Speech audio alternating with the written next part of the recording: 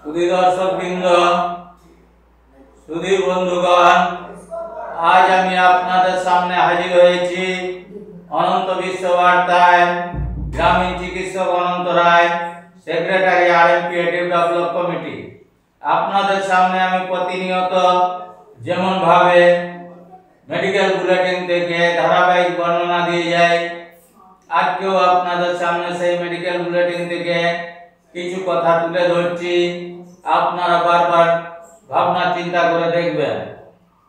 খবরে প্রকাশ, দিল্লির নামী অনামী বিভিন্ন কলেজের ছাত্রীরা তাদের ডিম্বাণু বিক্রির জন্য দিল্লির বিভিন্ন প্রজনন কেন্দ্রে ভিড় করছেন। একবার মাসিক চক্রে 10-12টি ডিম্বাণু সংগ্রহ করা হয়।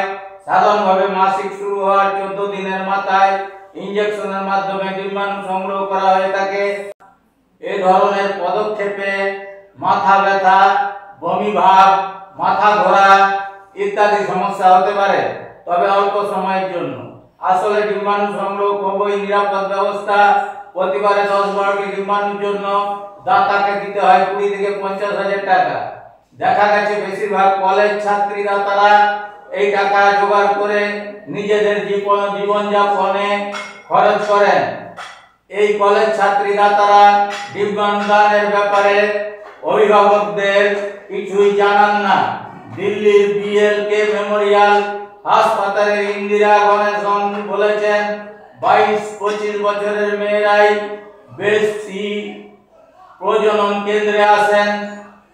এই সংগৃহীত ডিম্বাণুগুলো হিমঘরে সংরক্ষিত থাকে। বন্ধ্যা রোগীরা এই ডিম্বাণুগুলো কিনে নিজেদের প্রয়োজন পূরণ করেন।